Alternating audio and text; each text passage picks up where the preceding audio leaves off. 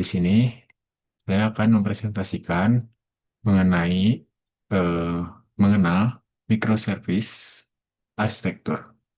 Nah, jadi apa itu microservice? Microservice itu adalah sebuah paradigma arsitektur di mana aplikasi tidak lagi dibangun sebagai satu file program yang raksasa, melainkan sebagai kumpulan layanan kecil yang saling terintegrasi.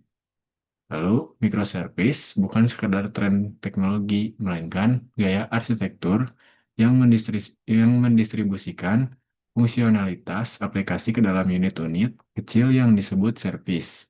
Setiap service menjalankan prosesnya sendiri dan berkomunikasi melalui mekanisme ringan, biasanya API berbasis HTTP.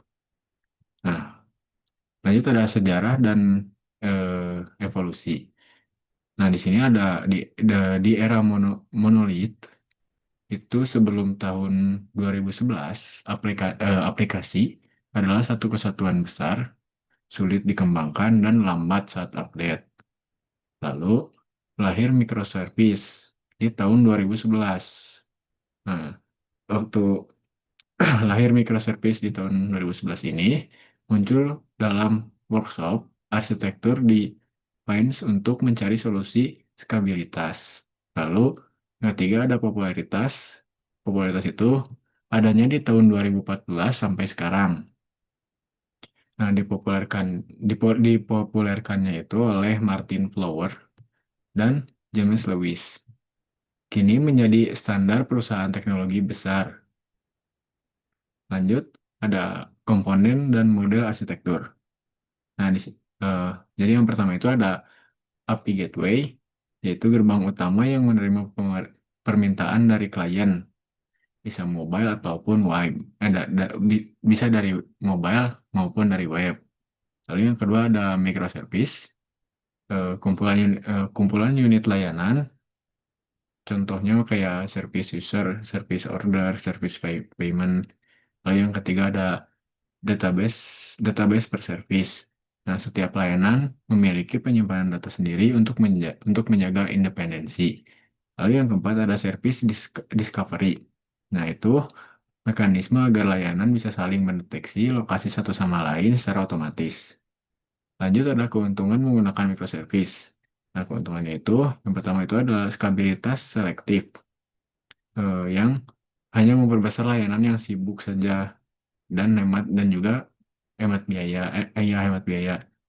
Lalu yang kedua itu ada kebebasan teknologi. Itu tim bebas memiliki bahasa pemrograman yang paling cocok untuk layanan tertentu seperti Python, Go, atau Java, dan lain-lain. Lalu yang ketiga ada deployment, deployment cepat, yaitu update fitur di satu layanan tanpa perlu menghentikan seluruh aplikasi. Lalu yang keempat itu adalah resilience atau ketahanan. Nah, itu tuh jika suatu modul rusak, modul lainnya tetap berfungsi normal. Lalu ada contoh implementasi di dunia nyatanya, yaitu seperti Netflix.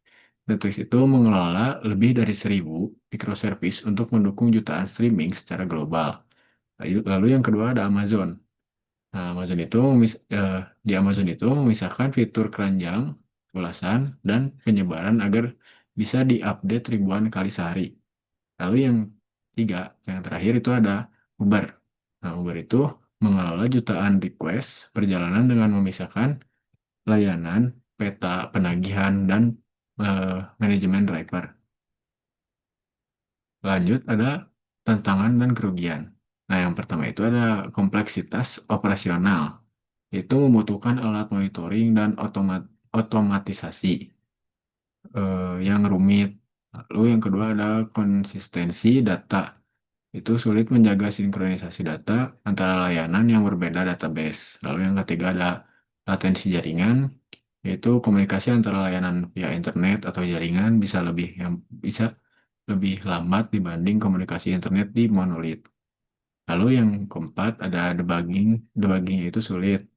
Nah, itu melacak error yang melintas banyak layanan, membutuhkan upaya ekstra. Nah, mungkin sekian dari saya. Mohon maaf jika ada salah kata. Wassalamualaikum warahmatullahi wabarakatuh.